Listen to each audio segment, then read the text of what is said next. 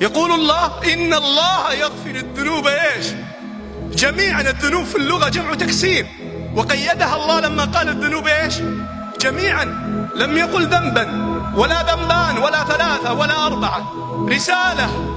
رسالة لكل جالس منا، رسالة للمتحدث، رسالة للجالسين في هذا المكان، رسالة من يسمعني في خلف الشاشات، رسالة من يصل إليه هذا الكلام.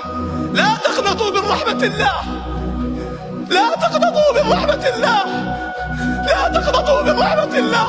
سبحانه، الله غفور، الله كريم، الله رحيم، رحمته واسعة ورحمتي وسعت كل شيء. لا تكون ورحمة الله وسعت كل شيء، لا تكون تذهب هذه الرحمة ولا تكون من هذه الرحمة. وسعت كل شيء. هل أنت من هذا الشيء؟ اللهم اجعلنا منهم. قولوا آمين. قال الله إن الله يغفر الذنوب جميعا إنه هو الغفور الرحيم. شوف الكرم. ذكر ابن القيم كلاما جميلا يسجل بماء العيون. الله، اسمعوني بقلوبكم يا محترمون، يا محترمون، يا رجال يا نساء الذين في الخارج، أيها المتحدث، من ينقل هذا الكلام، من يصور، اسمعوني بقلوبكم. تكلم بقلبك أيها المتحدث. اطلب من الله الصدق، اطلب من الله الصدق. اللهم ارزقنا الصدق معك، اللهم ارزقنا الصدق معك. اللهم اجعل الكلام يخرج من القلب ويصل إلى القلب.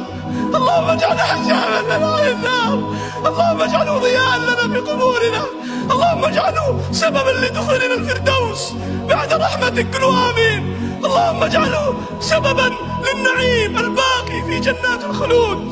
يا أحبة، الله يسترنا سبحانه. كما ذنوبنا من الخلوات كثير كثير، ذنوب في الخلوات كثير. لم يفضحنا. هل فضحنا الله؟ هل فضحنا؟ لا. قال ابن القيم الله يسترنا. الله قبل ينادينا يسترنا. قال ابن القيم الله يسترنا ثم ينادينا ثم يغفر لنا ثم يحبنا ثم يبدل ذنوبنا إلى حسنات. ما أكرمك يا الله سبحانك، ما أكرمك يا الله. كريم سبحانه، كريم كريم. هل قدرنا هذا الكرم؟ هل قدرنا هذه الرحمة؟ سبحانه ينادينا، هو غني، ايش يبي منا؟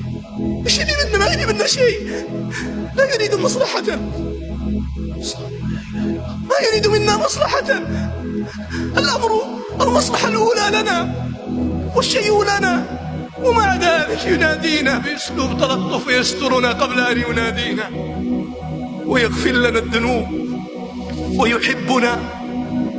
يحبك لما تتوب، يحبني لما أتوب، ويحبك أيتها الأخت لما تتوبين، ويحب أي واحد يسمعني الآن في الخارج أو يناظرني في القناة. يحبنا الله إذا تبنا. يا الله نذنب وتسترنا سبحانك، وتنادينا سبحانك، وتحبنا سبحانك. لما قال الله والله يريد أن يتوب عليكم. إيش معنى يريد هنا؟ يحب. والله يريد أن يتوب عليكم ويريد الذين يتبعون الشهوات أن تميلوا ميلا عظيما. يريد الله أن يخفف عنكم وخلق الإنسان ضعيفا. ثم قال في آية أخرى عامة إن الله يحب التوابين ويحب المتطهرين. يبدل ذنوبنا إلى حسنات. لما قال الله والذين لا يدعون مع الله إلها آخر ولا يقتلون النفس التي حرم الله إلا بالحق ولا يزنون ومن يفعل ذلك يلقى أثاما. يشرك بالله، يزني، يفعل زنا، كبائر الذنوب.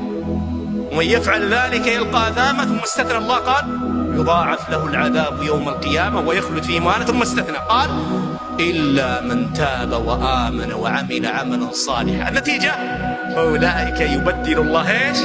سيئاتهم إيش؟ حسنات، وكان الله غفورا رحيما.